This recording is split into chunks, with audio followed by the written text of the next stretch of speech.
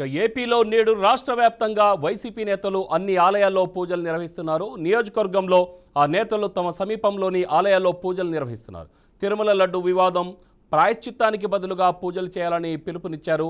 మాజీ సీఎం ఆలయాల్లో పూజలు చేయాలని పిలుపునిచ్చారు. దీంతో వైసీపీ నేతలు తమ పరిధిలోని ఆలయాల్లో ప్రత్యేక పూజలు నిర్వహిస్తున్నారు. ఇక ఇదే విషయంపై మరింత సమాచారం మా ప్రతినిధి వెంకట్ అందిస్తారు. వెంకట్. మాజీ సీఎం జగన్మోహన్ రెడ్డి పిలుపు మేరకు ఈరోజు రాష్ట్ర వ్యాప్తంగా ఉన్నటువంటి వైసీపీ నేతలు వారికి సమీపంలో ఉన్నటువంటి వెంకటేశ్వర స్వామి ఆలయాలకు వెళ్లి దీనికి లడ్డుకు సంబంధించి వివాదాన్ని సద్దుమణిగేలా వారంతా కూడా ర్యాలీలు చేపట్టి అదేవిధంగా సమీపంలోని వెంకటేశ్వర స్వామి ఆలయాల్లో ప్రత్యేక పూజలు నిర్వహించారు. ఉమ్మడి తూర్పుగోదావరి జిల్లా వ్యాప్తంగా అయితే వైసీపీ నేతలు ఉత్సాహంగా ఈ కార్యక్రమంలో పాల్గొన్నారని చెప్పుకోవచ్చు.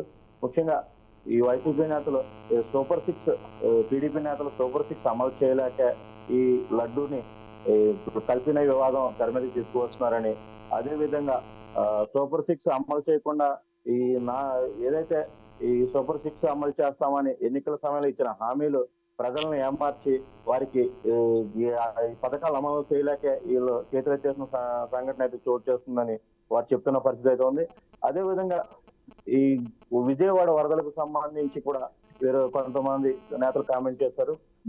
పడవలు వైసీపీ నేతలు ఈ గుర్తించారని చెప్పి రాంగ్ డైరెక్షన్ లో ఈ ప్రజలను మభ్యపెట్టేందుకే ఇటువంటి తప్పుడు సలహాలు నిర్ణయాలు తీసుకుంటున్నారని ప్రస్తుత కూటమి ప్రభుత్వ నాయకులు కూడా ఈ విధంగా ముందుకు వెళ్తున్నారని, ఎలా అయితే రాష్ట్రం అధోగతి పాలవుతుందని కూడా వారు చెప్తున్న పరిస్థితి ఉంది.